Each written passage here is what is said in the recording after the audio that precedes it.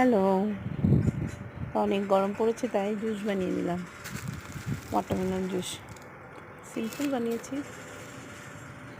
তো ভালো করে ওয়াটারমেলনটাকে কেটে ধুয়ে নিলাম একদম পিস পিস করে।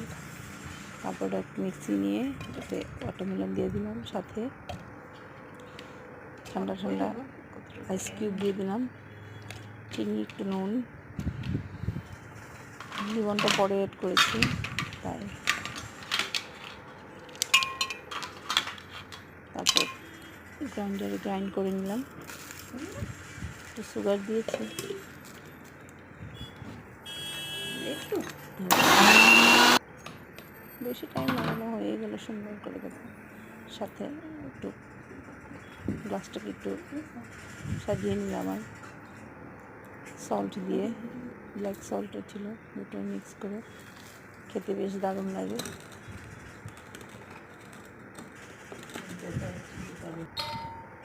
তো আইস কিউব সাথে কুকুম্বার দুটোই দিয়ে দিলাম।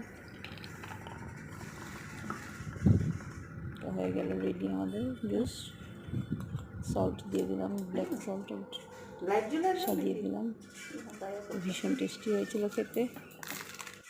কেমন লাগছে বলবে। বাই বাই, ভালো থেকো।